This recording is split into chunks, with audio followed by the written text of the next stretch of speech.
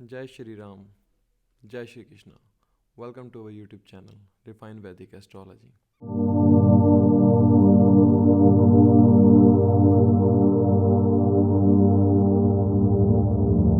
आज का जो सेशन है ये है हमारा राहु को समझने का, कि राहु की जब अलग अलग प्लैनेट्स के साथ कंजंक्शन होती है तो हमें क्या फल देखने को मिलते हैं। आप इसको ट्राइन में भी देखिएगा कि राहु से 5वें और 9वें भाव के अंदर कौन सा प्लैनेट है, वो भी आपको कंजंक्शन के रूप में ही फल देता मिलेगा। इसको D1 D9 चार्ट इन सब में आप देख सकते हैं। इससे आपको ये पता चलेगा कि जो प्लैनेट राहु है, राहु और मरकरी के लिए जनरली एक बात कही जाती है कि ये जिस भी प्लैनेट के साथ बैठते हैं या जो इनसे आगे होता है प्लैनेट भाव के अंदर, तो ये उस प्लैनेट के कारक तत्व को पूरा इंडल्ज कर लेते हैं अपने आप, अर्थात ये उसकी तरह ही कार्य करते हैं या जिसकी भी राशि में हो उसकी तरह ये एक्ट करने की कोशिश करते हैं।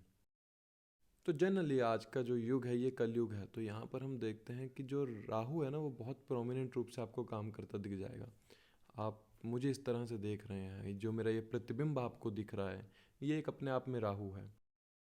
सो राहु का रोल इस युग में बहुत ज़्यादा ज़रूरी हो जाता है। तो हम ये देखते हैं कि राहु जब सभी प्लैनेट के साथ बैठते हैं क्या फल देने की कोशिश करते हैं हमें। जनरली राहु के जो कारक तत्व है ना वो इल्यूज़न है, वो एक ऐसा इल्यूज़न है जो भ्रम पैदा करता है और उस भ्रम पर आप विश्वास कर लेते हैं। ये out of the box thinking सोचने वाला प्लैनेट है। मतलब इसको लेकर एक कहानी आप ये समझिए, एक इंसान को जिन मिला, उस जिन ने उसको कहा कि आप मुझे लगातार काम कर देते रहिए तो मैं आपको खुश रखूंगा, मैं आपको जिंदा रखूंगा, अन्यथा मैं आपको ही मार दूंगा। तो राहु इस तरह से है कि उसको काम पर लगा कर रखो तो वो खुश है। जहाँ पर वो बैठ जाता है आराम से, आप उसको कोई काम नहीं दे रहे हैं, वो जिस प्लैनेट के साथ है, जिस हाउस में है, तो उस भाव से और उस प्लैनेट से आपको पीड़ा आनी शुरू हो जाती है, क्योंकि वो पूरा उसको कहीं ना कहीं, जैसे हम देखते हैं कि सूर्य को भी ग्रहण राहु लगा देता है, सूर्य और चंद्रमा को ग्रहण राहु लगाता है, तो वैसे ही वो उस प्लैनेट को ग्रहण लगाना शुरू कर देता है। उसके पूरे के पूरे कारक तत्व को ब्लैक होल जैसे होता है, वो उसका ग्रेविटेशनल फोर्स इतना ज़्यादा होता है कि वो सब कुछ अपने अंदर समा लेता है। तो ऐसे ही राहु है, उसका ग्रेविटेशनल फोर्स इस तरह से काम करता है कि वो दूसरे प्लैनेट के कारक तत्व को पूरी तरह से खा जाता है और उनको इस तरह से बांध लेता है अपने अनुरूप कि आप उस प्लैनेट के कारक तत्व के अनुरूप काम ही नहीं कर पाते। इसीलिए वो एक इल्यूजन पैदा होता है। यहाँ पर हमें देखना चाहिए कि राहु हमें एक डिज़ायर को दिखाता है, राहु एक हंग्रीनेस को दिखाता है, वो एक भूखा है, मतलब उसको चाहिए, नॉलेज चाहिए, या उसको समाज में एक फेम चाहिए। मतलब वो हम बात करेंगे जब जिस प्लैनेट के साथ हो तो वो क्या मांगता है राहु वहाँ पर। इसको ये समझिए आप कि राहु एक इस तरह से काम करने वाला है कि जो कभी ख़त्म नहीं होगा। अगर काम ख़त्म हो गया तो राहु का कारक तत्व ख़त्म हो गया। राहु इसीलिए हम कहते हैं कि इट शोज़ कि ये फॉरेन को दिखाता है, फॉरेन लैंड को दिखाता है जो यहाँ से बहुत दूर है। आपको ट्रैवल करना पड़ता है, आउट ऑफ द बॉक्स सोचना पड़ता है बाहर जाने के लिए, आपको बहुत सी मेहनत करनी पड़ती है बाहर जाने के लिए। आप अमूमन छोटा सा काम कर कर यहाँ से बाहर नहीं जा सकते, आपको आउट ऑफ द बॉक्स सोचना ही होगा बाहर जाने के लिए। ये एक इनसिक्योरिटी को दिखाता है। जिस भी प्लैनेट के साथ होगा, जिस ट्राइन के साथ होगा, जिस भी प्लैनेट के ट्राइन में होगा, वहाँ पर उस रिलेशन के प्रति आप इनसिक्योर हमेशा रहेंगे ही रहेंगे। ये बहुत बड़ी इंडस्ट्री को दिखाता है। राहु का इन्फ्लुएंस जब किसी इंसान के ऊपर हो तो वो जैसे पूरी की पूरी फिल्म इंडस्ट्री है, पूरी राहु से ग्रसित है। हम देखते हैं कि राहु का रोल इतना ज़्यादा है इस युग में कि वो हर जगह फैला हुआ है। तो हमें ये बहुत ज़्यादा ज़रूरी है समझना कि राहु जब हर प्लैनेट के साथ या हर प्लैनेट के ट्राइन में हो तो क्या फल देखने को मिलते हैं। सर्वप्रथम हम शुरू करते हैं, राहु जब अगर सूर्य के साथ हो तो सबसे पहले क्या दिखाता है, सूर्य नेचुरल एक पिता कारक है और सूर्य एक पिता के लिए सर्वप्रथम पहली संतान है, प्रथम संतान है। तो यहाँ पर आप इसको ऐसे समझिए, जब तक सूर्य राहु साथ हैं या सूर्य के ट्राइन में राहु है या राहु के ट्राइन में सूर्य है, तो जब तक पिता और पहली संतान एक साथ रहेंगे इनकी आपस में नहीं बनती, कॉन्फ्लिक्ट्स रहते हैं, ओपिनियन मिसमैच रहती है। कुछ अगर ठीक चल भी रहा होगा तो थोड़े टाइम बाद कुछ एक पॉपअप हो जाता है कि वो रिलेशनशिप को ख़राब कर देता है। इसलिए जब ऐसी कंजंक्शन हो ना तो पिता और पुत्र या पुत्री को कहीं ना कहीं दूर रहना चाहिए। जब तक ये एक दूसरे से दूर नहीं होंगे ना तब तक वो अलगाव जो कहते हैं या लगाव जो हम कहते हैं वो बनेगा नहीं। अन्यथा बार बार जो ये सूर्य राहु की कंजंक्शन की वजह से रिलेशनशिप खराब हो रहा है पिता और पुत्र पुत्री का, वो आपको टिल द एंड लाइफ आपको देखने को मिलेगा। जातक का मन करता है कि वो फॉरेन सेटल हो सके, क्योंकि सूर्य जो है नेचुरल अब आत्मा कारक है, हम देखते हैं। जातक का मन करेगा कि मैं फॉरेन में जाके सेटल हो जाऊं, या वो फॉरेन सेटल होकर अपने आप को बहुत अच्छे से प्रोफेशनली अपलिफ्ट कर पाएगा। सूर्य फेम का कारक है। जातक को हो सकता है बहुत बार अपमानित होना पड़ता हो। सूर्य जैसे कि आपके मान सम्मान को दिखाता है, फेम को दिखाता है, स्टेटस को दिखाता है।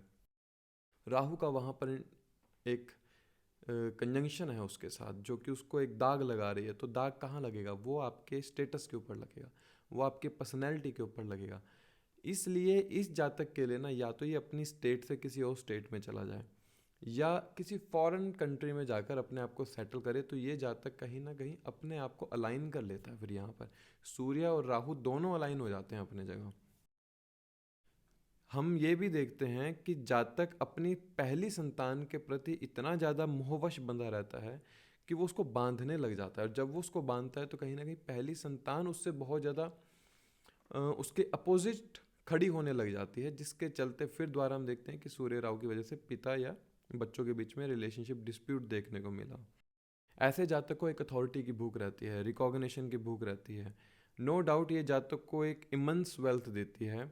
अगर जातक अपने पिता से दूर रहकर प्रोफेशन को सेटअप करने की कोशिश करता है, बहुत ज़्यादा फेम और फिर बहुत ज़्यादा आपको वेल्थ देखने को मिलती है इसमें।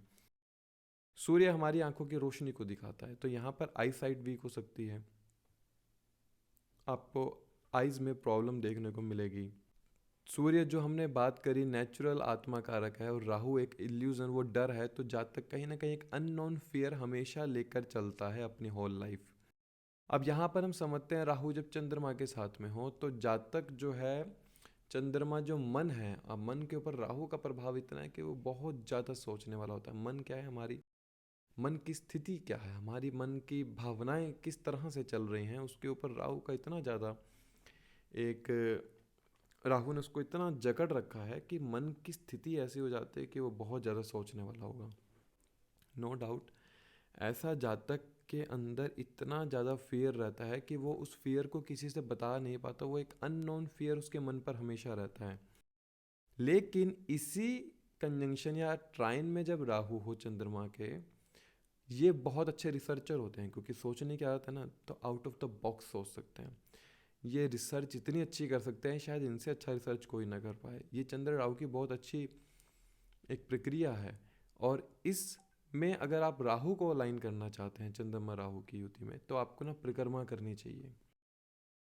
जितना आप परिक्रमा करेंगे ना, जितना आपके मन में परिक्रमा चल रही है, और जब आप फिजिकली परिक्रमा करते हैं तो आपके जो मन में नेगेटिव थॉट आ रहे हैं ना, वो कहीं ना कहीं उसकी एनर्जी फ्लो आउट हो जाती है। या ये जातक जितना ट्रैवल करेगा, जितना भी ट्रैवल करेगा, इसके प्रोफेशन में सेटलमेंट रहेगी, प्रोफेशनल अपलिफ्टमेंट होगा, लाइफ में डोमेस्टिक पीस रहेगी, और मन से जो एक डर है वो कहीं ना कहीं बाहर निकल जाता है। माता की लाइफ कहीं ना कहीं आपको स्ट्रगल पूर्ण दिखेगी। चंद्रमा जो है वो नेचुरल माता कारक कहे गए हैं। इल्यूजन जो है ना, उसको एम्बिशंस के प्रति देखने को मिलता है कि उसकी इच्छा है कुछ, वो कुछ पाना चाहता है, लेकिन वो एक भ्रम में है कि क्या वो उसे पा पाएगा। वो पाना तो बहुत कुछ चाहता है, लेकिन वो भ्रम है कहीं ना कहीं, उसको फिजिकली पा पाना असंभव है, ऐसा जातक सोचता है। बहुत ज़्यादा इमोशनल हो जाता है कि वो अपने इमोशंस को कंट्रोल करने लग जाता है। मेंटली आपको अनरेस्ट देखने को मिलेगा ये जातक कि दिमाग में कहीं ना कहीं शांति नहीं है इसके। अगर यहाँ पर आपको अलाइन करना है ना, you have to work on the artistic works, कि आप ना किसी कला से जुड़कर काम करें, किसी कला के अंदर रहकर काम करें। क्योंकि चंद्रमा राहु में ना मन की स्थिति ऐसी रहती है, वो सोचने वाला रहता है, इमेजिनेशन बहुत स्ट्रांग होती है। उस इमेजिनेशन को अपनी कला में निकाल दो। जब आप उसको कला में निकालोगे तो यहाँ पे चंद्र राहु अलाइन हो जाता है। या फिर ट्रैवल, ट्रैवल के अलावा आप कुछ नहीं कर सकते, क्योंकि ट्रैवल ऐसी चीज़ है वो हर इंसान कर सकता है। जातक को हमेशा आउट ऑफ द बॉक्स सोचने की कोशिश करनी चाहिए। जब तक वो एक लिमिट में सोचेगा वो नहीं अलाइन कर पाएगा इस एनर्जी को। और यहाँ पर हम देखते हैं कि जब चंद्र राहु होता है ना, तो चिन्ह थोड़ी सी आपको पतली देखने को मिलेगी और जो फॉरहेड है वो थोड़ा सा आपको चौड़ा देखने को मिलता है। अब राहु की जब कंजंक्शन या राहु ट्राइन में मार्स के हो, मार्स के साथ जब कंजंक्ट होता है राहु, तो ये नॉर्मली हमने सब सुना है, हम सब ने सुना है कि ये एक अंगारक योग की उत्पत्ति करता है। अर्थात मंगल जो वो अग्नि है और राहु वो जो हवा है वो अग्नि को भड़का देती है। तो जब भी राहु मंगल की युति होती है तो ये जातक बहुत ज़्यादा गुस्सा करने वाला होता है। लेकिन यही जातक एक बॉडी बिल्डर भी हो सकता है, एक मस्कुलिन बॉडी लेकर आएगा, इसको जिमिंग करना बहुत अच्छा लगेगा, इसको रनिंग करना बहुत अच्छा लगेगा। बॉडी के अंदर इतनी उत्तेजना पैदा होती है कि आपको इस जातक के बॉडी पर एक्ने मतलब पिंपल देखने को मिलेंगे, कोई बर्थ मार्क देखने को मिलेगा बॉडी के अंदर। ये इम्पल्सिव नेचर को दिखाता है कि जातक with in a second decision लेने की कोशिश करता है और बाद में उस डिसीजन के ऊपर वो बहुत ज़्यादा पीड़ा में रहता है। इस जातक को सोचना चाहिए पहले, कोई भी कार्य करने से पहले, कोई भी डिसीजन लेने से पहले। मंगल और राहु ये भी दिखाते हैं कि जातक सोचने बोलने से पहले कुछ सोचता नहीं है। उसकी स्पीच में खासनेस देखने को मिलेगी। हो सकता है कि ये जातक जब बात करता है तो बहुत ही ज़्यादा एब्यूजिव लैंग्वेज को यूज़ करे। ये जातक को बहुत अच्छे प्रकार की वेल्थ देती है through the land, through the foreign land. अब अगर ये जातक प्रॉपर्टी रिलेटेड कोई वर्क करता है तो जिस शहर में इसका जन्म है वहाँ पर फलित नहीं होगा, शहर से कहीं बाहर जाना पड़ेगा। वहाँ पर जाकर जब ये जातक काम करता है ना, तो बहुत अच्छे रिजल्ट मिलते हैं इस जातक को। बड़े भाई बहन के साथ कॉन्फ्लिक्ट देखने को मिलेंगे और जातक को कोशिश करनी चाहिए कि अपनी जुबान के ऊपर थोड़ा सा कंट्रोल करना चाहिए। अगर आप रनिंग नहीं कर रहे हैं, आप फिजिकल वर्कआउट नहीं कर रहे हैं, तो कहीं ना कहीं आपने जो ये मंगल राहु की एनर्जी है उसको ख़राब किया अपनी बॉडी के अंदर। वो बॉडी के अंदर बहुत ज़्यादा एंग्जाइटी पैदा कर रही है, ओवर थिंकिंग आपको हो जाएगी, क्योंकि अब जब एनर्जी निकल नहीं रही है तो वो कहाँ जाएगी, उसी से दिमाग में जाएगी, मन में जाएगी। इसलिए फिजिकल वर्कआउट ये बहुत बड़ी रेमेडी है मंगल राहु के लिए।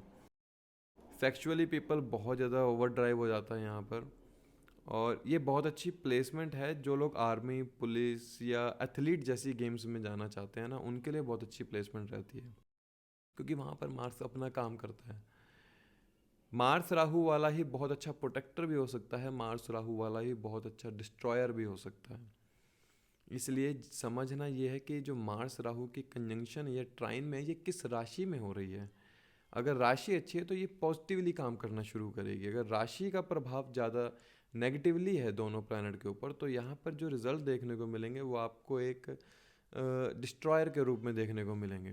कोर्ट केस जैसी चीज़ें, लैंड रिलेटेड लिटिगेशन आपको मार्स राहु में देखने को मिलेगी, या बार बार घर को बदलना ये देखने को मिलेगा, एक घर पर ना रह पाना, घर से बार बार निकलना। मार्स राहु अगर किसी के थर्ड या सिक्स्थ हाउस में हो तो ये आपको दिखाता है कि जातक बहुत डेयरिंग होगा, इतना डेयरिंग होगा कि वो एक से ज़्यादा रिलेशनशिप को स्थापित कर लेता है। तो जो कारण बनता है आपके मैरिटल अफेयर का, जो कारण बनता है मैरिज में कॉन्फ्लिक्ट का। इसीलिए मंगल राहु की युति अगर सप्तम, छठे भाव में, 12वें भाव में, तीसरे भाव में हो, 12वें भाव में मंगल राहु हो, तो हम कहते हैं इसको ये एक चोर या डाकू का होगा प्लेसमेंट, क्योंकि 12वां भाव जो है वो दिखाते हैं गुप्त चीज का है और खर्च का है। सामने वाले की छठा हाउस है, उसके लिए चोरी है।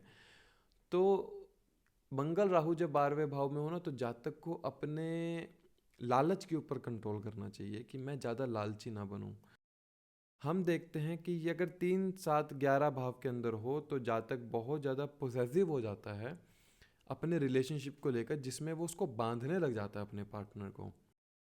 जीरो लेवल सेटिस्फेक्शन रहती है मंगल राहु के अंदर कि आप किसी भी स्थिति में सेटिस्फाई कर ही नहीं पाएंगे खुद को भी और ना सामने वाले को।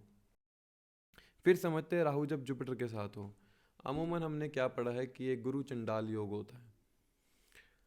अब ये मैटर करता है कि गुरु आगे है डिग्री में या राहु डिग्री में आ गया, मतलब गुरु राहु है या राहु गुरु है, ये मैटर बहुत करता है इस प्लेसमेंट के अंदर। ये बहुत अच्छा अनन्य भक्ति करने वाला इंसान होगा, स्पिरिचुअलिज्म के प्रति जातक का एक अलग मोह माया होगी, हम देखते हैं ये ज्ञान की भूख को लेकर बहुत भटकता रहेगा, अर्थात ये negative personality like desirable personality for the ज्ञान, for the knowledge, higher knowledge. No doubt कि ये से जातक को अपनी हायर एजुकेशन के अंदर बहुत ज़्यादा प्रॉब्लम देखने को मिली होगी, ऑब्स्टेकल्स देखने को मिले होंगे, चेंज ऑफ प्लेस बार बार देखने को मिली होगी। गुरु राहु वाला इंसान एक अनन्य भक्त भी हो सकता है, और दूसरा वो अपने भक्त और अपने पिता का अपमान करने वाला भी हो सकता है, अगर राहु का इन्फ्लुएंस बहुत ज़्यादा है गुरु के ऊपर या ये अच्छी राशि में नहीं है।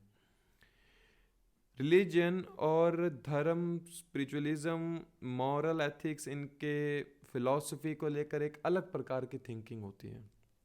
समय प्रति समय मॉरल एथिक्स बदल सकते हैं, समय प्रति समय धर्म की गलानी भी कर सकते हो, धर्म को बहुत ज़्यादा मानने वाले भी हो सकते हैं। डिपेंड कि यहाँ पर राहु का इन्फ्लुएंस ज़्यादा है जुपिटर का या जुपिटर का राहु के ऊपर है। बस इसको समझना है कि ये कौन से जोडिएक साइन के अंदर हो रहा है। एकेडमिक हायर एजुकेशन के प्रति ब्लॉकेजेस देखने को मिलती हैं। गुरु एक जीव कारक प्लैनेट कहा गया है, तो जीव कारक के रूप में जो आपकी पर्सनैलिटी लोगों को दिखेगी ना, वो इस तरह की दिखेगी। लोग बोलेंगे कि आप बहुत ज़्यादा आडंबर करने वाले हैं किसी भी ज्ञान या किसी भी भक्ति का। एक्चुअली में ऐसा होता नहीं, क्योंकि राहु वो चीज़ दिखाता है। राहु जो मैंने पहले बोला प्रतिबिंब दिखाता है। एज अ जीव कारक के रूप में आपका प्रतिबिंब क्या होगा वो मैटर करता है। अनकन्वेंशनल पाथ को दिखाता है कि एज अ जीव के रूप में ये जातक अपने एम्बिशन को पूरा करने के लिए कोई एक गलत रास्ता चूज कर सकता है, जहाँ पर इसके मॉरल एथिक्स को ग्रहण लग चुका है। हम ऐसे देखते हैं। कन्फ्यूज़न एक स्टेट में रहता है जातक कि ट्रेडिशनल वैल्यूज़ को मानूं या मैं अपने मॉडर्न वैल्यूज़ को मानूं। इस जातक का मन करता होगा कि जो एक ट्रेडिशन चले आ रहे हैं पीछे से, जो हमारा कल्चर है, हमें उसको मानना चाहिए मुझे। लेकिन जब मॉडर्न वैल्यूज़, मॉडर्न टाइम को देखता है, तो वहाँ पर एक कन्फ्यूज़न, एक द्वंद्व युद्ध चलता है इस जातक के मॉरल एथिक्स के ऊपर ही, कि मैं कौन से चीज़ को मानूं, किसको नहीं मानूं। ये स्थिति बहुत अच्छी होती है अगर ये केंद्र या त्रिकोण में हो जाए और अच्छी राशि के अंदर हो, तो ये अपने आप में राजयोग कारक बन जाता है। अगर जुपिटर राहु कि ये कंजंक्शन आपको केंद्र त्रिकोण में अच्छी राशि के अंदर हो, मैं फिर से कह रहा हूँ जोडिएक साइन बहुत होना चाहिए जिसमें ये दोनों प्लैनेट अच्छे से कार्य कर सकें। जैसे अमूमन धनु राशि में राहु को अच्छा नहीं कहा गया, लेकिन वहाँ पे जुपिटर बलवान हो जाता है, इसलिए जुपिटर राहु का कंजंक्शन ट्राइन में केंद्र में इस राशि के अंदर तो बहुत अच्छे रिजल्ट देखने को मिलते हैं। एक्सट्रीम नॉलेजेबल पर्सन होता है। ये प्लेसमेंट दिखाती है कि राहु ना जातक को फोर्स करता है जुपिटर को कि तुम्हें ज्ञान लेना है, तुम्हें हर प्रकार का ज्ञान सीखना है, हर प्रकार का ज्ञान तुम्हें चाहिए, वो चाहिए ही होगा, अर्थात तुम्हारे विजडम और एथिक्स के ऊपर मैं दोष लगाऊंगा बार बार। इसलिए जातक को ना खुद को ज्ञानी बनाना चाहिए, उसको धर्म को तो समझना सर्वप्रिय और जरूरी है। जब तक ये जातक ज्ञान को नहीं समझेगा, धर्म को नहीं समझ रहा है, अपने मॉरल एथिक्स इसके हमेशा डामाडोल स्थिति में रहेंगे। और जब तक ये जातक दूसरे इंसान के व्यक्तित्व या दूसरे इंसान के करैक्टर या दूसरे इंसान के ज्ञान को कहीं ना कहीं दोष लगा रहा है।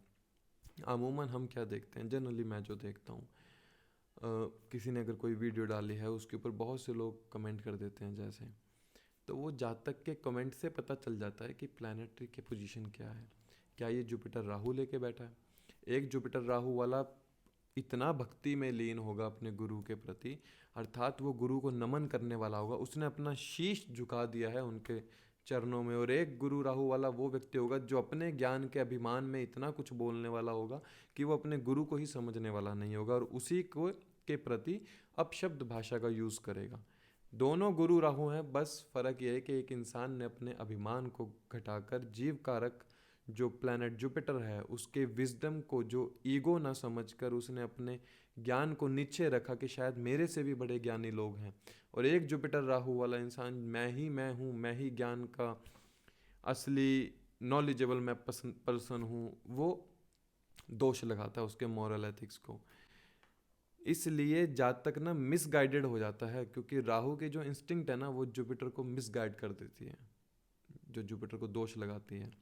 अब यहीं पर राहु जब सैटर्न के साथ होते हैं तो जातक ना अपने काम को बड़ा करने के बारे में सोचता है, क्योंकि सैटर्न जो है वो कर्म है आपका।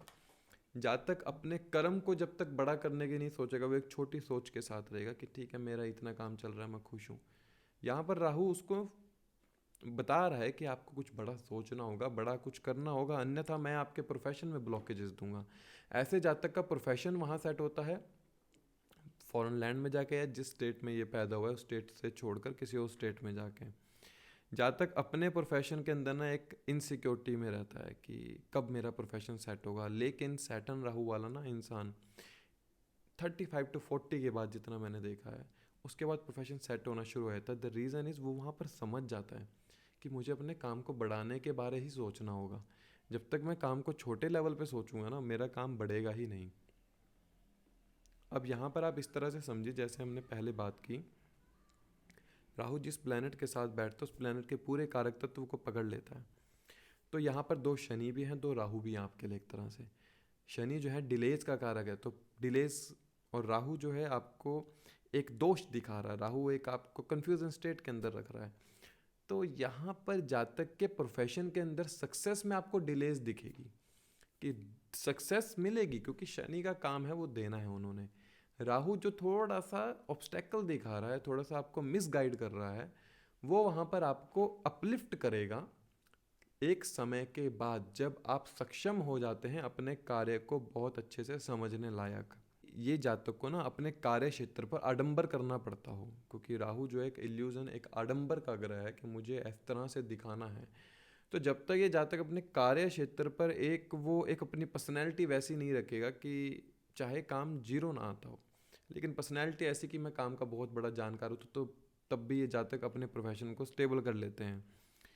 कन्फ्यूज़न हमेशा रहती है करियर को रिलेटेड। नो डाउट कि जातक को करियर से जुड़ा हुआ कभी भी एक सीधा रास्ता नहीं मिल पाता है, वो हमेशा भटकता है अपने करियर के लिए। इसलिए जातक को ना स्ट्रगल देखने को मिलता है।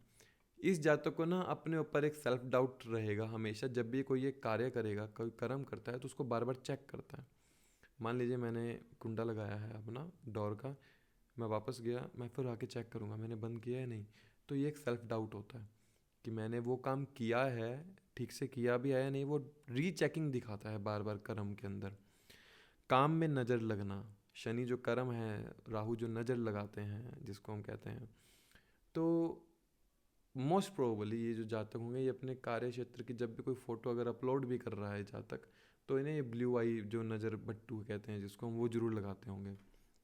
और हमें ये देखने को मिलता है कि ये जो जातक है ना, ये अपने कर्म को लेकर समटाइम्स इतना सिक्योर हो जाता है कि इसको बार बार लगने लगता है कि किसी ने इसके ऊपर ब्लैक मैजिक किया है। जनरली ये लोग उस चीज़ पर बिलीव करने वाले होंगे। सैटर्न अमूमन अष्टम भाव के अंदर बहुत अच्छे फल देता है, और राहु अष्टम भाव का एक तरह से कारक है। अब यहाँ पर समझना चाहिए जातक को ना रिसर्च बहुत अच्छी आनी चाहिए।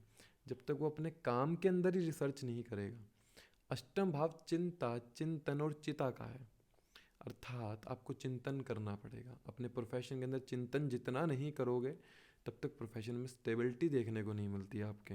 आपको ना एक ह्यूमैनिटी के वैल्यूज़ को समझना होगा।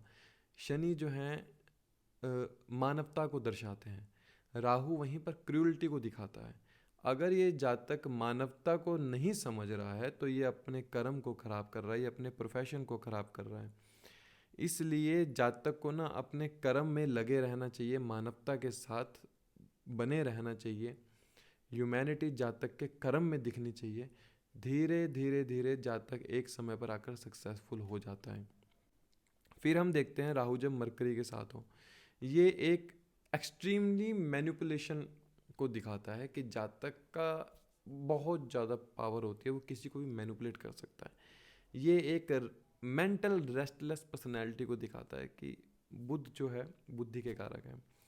बुध को भी ऐसे ही कहा गया है कि जिस प्लैनेट के साथ बैठेंगे उसकी तरह ही स्वरूप में फल देने की कोशिश करेंगे। तो जब बुध और राहु हो जाते हैं ना एक साथ, तो ये बहुत ज़्यादा इंसान सोचने वाला हो जाता है और ओवर कम्युनिकेटिव हो जाता है। बहुत ही इतना ज़्यादा बोलने वाला होता है कि वो अपने एनर्जी को नेगेटिवली फ्लो आउट कर देता है। शार्प इंटेलेक्चुअल होते हैं। बुध जो है वो हमारे एकेडमिक एजुकेशन को दिखाते हैं। तो ये जातक ना एकेडमिक एजुकेशन के पीछे भागने वाला होगा और उसी में आपको ब्लॉकेजेस भी देखने को मिलेंगी। और राहु जो है टेक्नोलॉजी को दिखाता है, डिजिटली मार्केटिंग को दिखाता है। तो ये जातक इन दोनों चीज़ों के अंदर भी एजुकेशन ग्रहण कर सकता है। डिजिटली आप कोडिंग करते हो, चाहे आप आप मार्केटिंग में काम में हो, जहाँ पर आपके कम्युनिकेशन बहुत ज़्यादा रोल प्ले करते हैं। जनरली ये जातक स्मार्ट वर्क की तरफ कोशिश रहती है, ना कि हार्ड वर्क की तरफ। अनकन्वेंशनल स्पीच हो जाती है समटाइम्स, कि जो कम्युनिकेशंस है ना आपके, वो कुछ ऐसा मुंह से निकलवा देते हैं कि वो कॉन्फ्लिक्ट्स पैदा हो जाते हैं। अगर यही कंजंक्शन आपकी 10th या 3rd हाउस के अंदर हो, तो ये दिखाता है कि जो मामा होंगे ना, उनके पास इमेंस वेल्थ होगी। मामा का प्रोफेशन बहुत अच्छा होगा ऐसे में, क्योंकि बुध जो है आपके मामा को भी दिखाते हैं। जहाँ तक स्टडी जो करेगा अब्रॉड जाके करेगा, जहाँ पर जन्म हुआ वहाँ पर जाके स्टडी नहीं हो सकती, एकेडमिक एजुकेशन उसकी कंप्लीट नहीं होगी। फॉरेन में जाके स्टडी करेगा या घर से बहुत दूर रहकर स्टडी करेगा। जहाँ तक के जो नेबर होंगे, सम हाउ वो एनआरआई या किसी और धर्म, या कह सकते हैं हम किसी और रिलीजन से आपको देखने को मिलेंगे। ये जातक ना जनरली आपको एजुकेशन के प्रति एक हंगर पर्सनैलिटी देखने को मिलेगी, कि उसको हर प्रकार का ज्ञान चाहिए। बस जब तक मैं हर प्रकार का ज्ञान नहीं ले लूँगा, मुझे शांति नहीं मिलेगी। मरकरी मून राहु मान लीजिए अगर ये कंजंक्शन है, तो ना 100% ऐसा जातक लव रिलेशनशिप के अंदर डिच जरूर होता है, उसको जरूर धोखा मिलता ही मिलता है एक बारी। मरकरी राहु ना, जितना आप बोलोगे, जितना आप ओवर कम्युनिकेट करोगे, वहाँ पर आप मार खा रहे हो।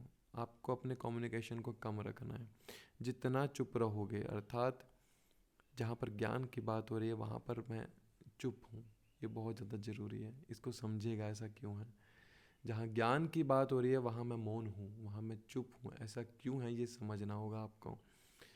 फोटोग्राफी मेमोरी होती है, जनरली आपने सुना होगा कि मरकरी क्या है, मेमोरी, राहु क्या है, फोटोग्राफी, डिजिटली हर चीज़ है। तो ऐसे जातों की ना, जातक की फोटोग्राफी मेमोरी बहुत ज़्यादा शार्प होती है। कोई भी इवेंट होता है तो दिमाग में वो एक फ़ोटो छप जाती है। तो समटाइम्स आपको ऐसा लगता हो कि मेरे साथ ऐसे घटित हो चुका है, मुझे लगता है कि मेरे साथ एक घटित हुआ है, वो फोटोग्राफी मेमोरी है शायद, जो एक समय पर आपके वो क्लिक होकर मेमोरी के अंदर सेव रह गई आपके डाटा के अंदर, वो कभी कभी आपको दिख जाती है। और ये दिखाता है कि ये जातक फोटोग्राफी जैसी एजुकेशन भी बहुत अच्छी ले सकता है। जनरली मरकरी जो है एजुकेशन को दिखाता है, और राहु जो है आपके स्मोक अर्थात आपके स्मोकिंग को दिखाता है। हो सकता है कि ये जातक जब आप पढ़ने बैठता है तो स्मोक करता हो, कि तब इसका दिमाग चलेगा। बहुत लोगों ने किया भी होगा ट्राई, कि जब हम पढ़ते हैं तो हमें एक बार लगाना पड़ता है, स्मोक करना पड़ता है हमें। ये जातक ना फिल्म लाइन, फोटोग्राफी, अगर ये इसकी एजुकेशन लेता है, बहुत प्रोमिनेंट रूप से राहु यहाँ पर अलाइन हो जाता है। फिर हम देखते हैं कि ये जो जातक ऑनलाइन क्लास को जितना अच्छा समझ सकता है, ये ऑफलाइन को उतना अच्छा नहीं समझ सकता, क्योंकि मरकरी एजुकेशन है, राहु आपके ऑनलाइन एक्टिविटीज़ को दिखा रहा है। अर्थात अगर आप मेरे को, इसमें आपका मरकरी राहु है, तो आप मेरी इस बात को बहुत अच्छे से समझ पाएंगे रादर देन अगर मैं आपको वो लिख के दूँ। क्योंकि मरकरी राहु अलाइन हो गए ना दोनों, आप एजुकेशन भी ले रहे हैं, राहु को भी आपने अलाइन कर लिया, तो ऑनलाइन एजुकेशन इस जातक के लिए बहुत अच्छी रहती है। फिर हम देखते हैं राहु और वीनस, इट शोज लग्जरी, क्योंकि वीनस जो है लग्जरी और Rahu out of the box है। अब आपको यहाँ पर ये समझना होगा, आपको खुद को एक ब्रांड बनाना होगा, तभी आप शुक्र को अपनी तरफ आकर्षित कर पाएंगे। शुक्र जो है मेल चार्ट में आपकी फीमेल अपने पार्टनर को दिखाता है, अर्थात जो आपकी पार्टनर होगी वो ओवर एम्बिशियस होगी, वो बहुत ज़्यादा लग्जरी के पीछे भागने वाली होगी। और शुक्र आपके चार्ट के अंदर ये दिखाता है आप बहुत कुछ लग्जरी को अपनी तरफ आकर्षित करने वाले होंगे, बट किस तरह से, खुद को एक ब्रांड बनाना होगा। जब तक ये जातक खुद को एक ब्रांड नहीं बनाएगा, तब तक ये जातक के प्रोफेशन में सेटलमेंट नहीं होगी, ये रिलेशनशिप ठीक नहीं होगा, ये जातक लग्जरी के पीछे भागने वाला होगा। राहु क्या है, राहु आपके फॉरेन लैंड को दिखाता है, राहु एक उस आडंबर को दिखाता है, अर्थात आपने एक वॉच पहनी है, एक घड़ी पहनी है, सामने वाले को पता नहीं होना चाहिए घड़ी कितने की पहनी है। अगर ये आडंबर दिख गया, उसे समझ में आ गया कि नहीं ये तो 400 वाली है, 200 वाली है, तो यहाँ पे शुक्र, राहु ने शुक्र को दोष लगा दिया। अर्थात आपके बैंक में 1 रुपया भी ना हो, लेकिन दिखना चाहिए कि आप करोड़पति हो, ये शुक्र राहु की होती है। जब तक ये आडंबर नहीं करोगे, शुक्र राहु कहीं ना कहीं आपको डाउन देखने को मिलेगा, आप नहीं आकर्षित कर पाओगे शुक्र को अपनी तरफ। राहु कहता है कि आउट ऑफ द बॉक्स सोचो, और शुक्र कहते हैं कि मैं तो भोग विलास का कारक हूँ, अर्थात मेरे अंदर अब इतनी भोग विलास की वृत्ति है कि वो एक से ज़्यादा रिलेशनशिप को भी बना सकती है, या मैं एक ही रिलेशनशिप में इतना लॉयल हो जाता हूँ कि मैं उसके साथ ही ओवर एम्बिशियस हो जाता हूँ अपने पार्टनर के साथ।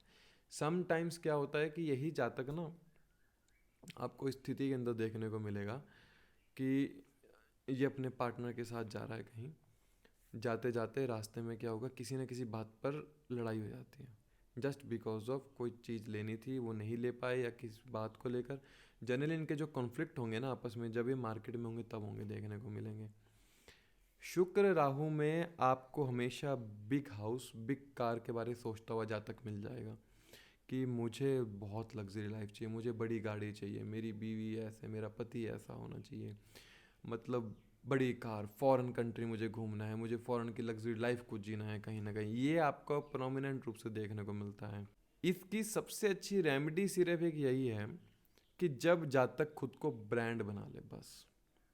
इसका और कोई रेमेडी नहीं है, नहीं तो आप अपने प्लैनेट को दोष लगा लेंगे। इमेंस वेल्थ देगा, बहुत बड़े कपड़े का कारखाना हो जातक का, बहुत अच्छी एक्टिंग करता हो, फिल्म रिलेटेड, म्यूज़िक से रिलेटेड हो, ये उस में जाकर खुद को ब्रांड बना ले, किसी भी प्रकार की कला में जाकर खुद को ब्रांड बना लें। अगर फाइनेंस के काम के अंदर भी हैं तो फाइनेंस में भी ये ब्रांड होने चाहिए कि देखो इससे अच्छा कोई काम नहीं करता है।